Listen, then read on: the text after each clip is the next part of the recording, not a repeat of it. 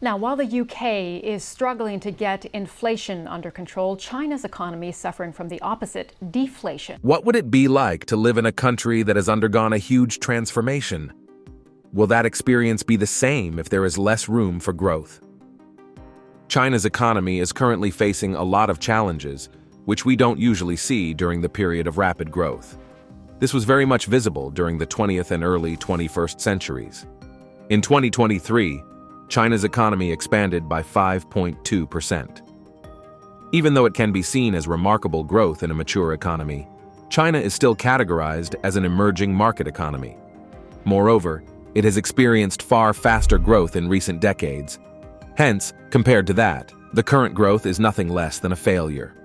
If you are a person living in China, you might have experienced a high increase in product prices within a decade. However, you are not sure what might have contributed to this.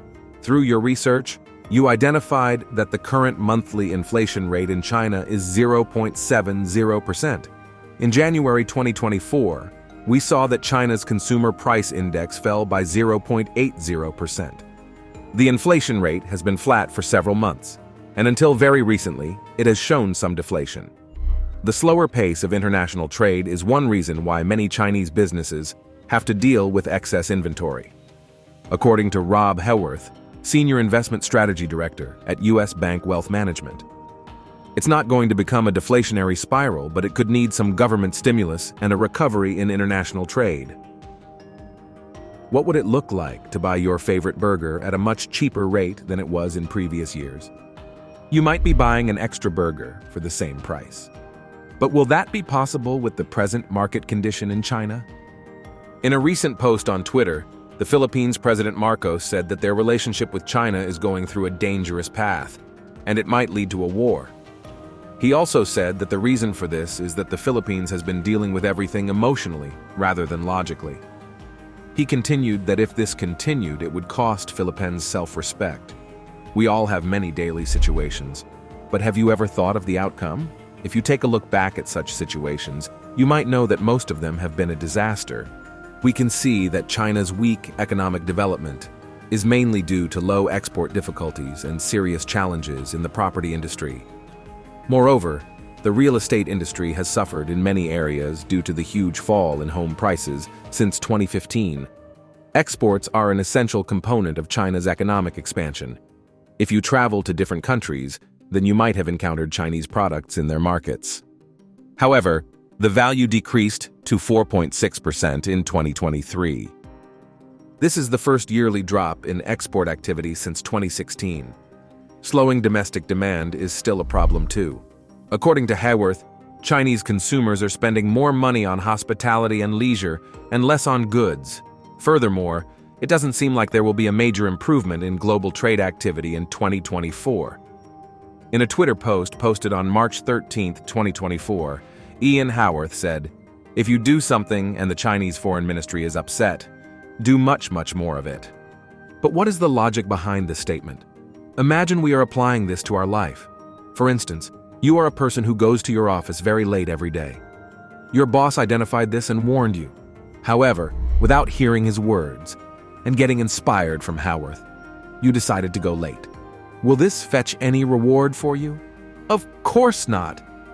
Moreover, the very next day, you can leave home happily with a suspension letter.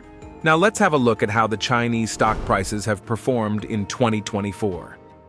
Sean Rain, the managing director and founder of the China Market Research Group, claims that the prices of Chinese stocks are far too low, and that investors should enter the world's second biggest economy with caution.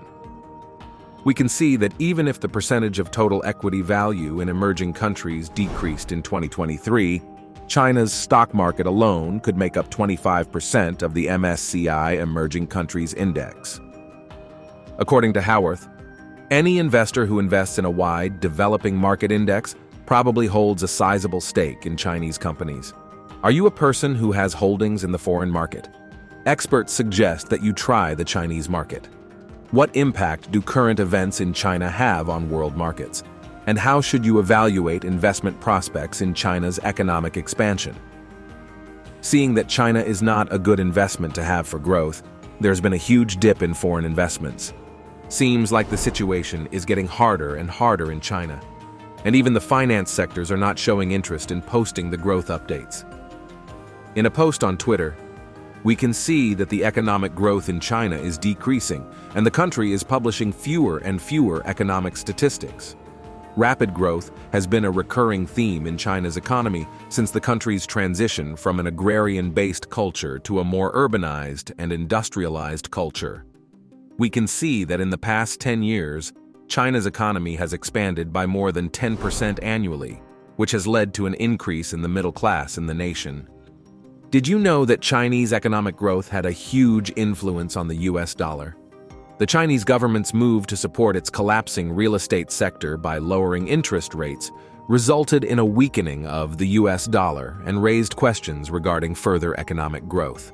Although the yen rebounded, it remained below the level of 150.88 per dollar, which was its lowest level in 11 weeks. This is because investors are wondering if the Bank of Japan and the Ministry of Finance will act in response to the Japanese currency's continuing weakness.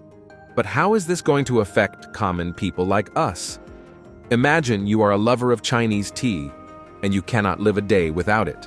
You used to buy Chinese tea bags from a nearby store, and as one stock is over, you always remember to fill it out. But one day, you went to the store to get Chinese tea bags and came to know that you now need to pay twice the amount for the same portion. And when you asked the reason, the owner replied that the import charges from China had doubled, which forced them to increase the prices. China slashed the 5-year loan prime rate by 25 basis points, which is much more than what the analysts had predicted. According to Adam Button, chief currency analyst at Toronto's Forex Live, the idea is that if China accelerates, global growth will accelerate as well. Then, on the strength of that, you start to see dollar selling and money flowing into emerging markets. The Australian dollar, which is used as a stand-in for growth, increased by 0.20% to $0.655 after hitting a record high of $0.6579 on February 2nd. Additionally, the yuan gained ground on the offshore market, reaching a high of 7.1963 per dollar, which is the highest level since February 7th. According to Button, there is a perception that the CPI figures were more of a tale of seasonal adjustments than of rising inflation. He added, "We may find ourselves in a position where risk assets struggle and global development is stunted if central banks wait until inflation is dead and buried."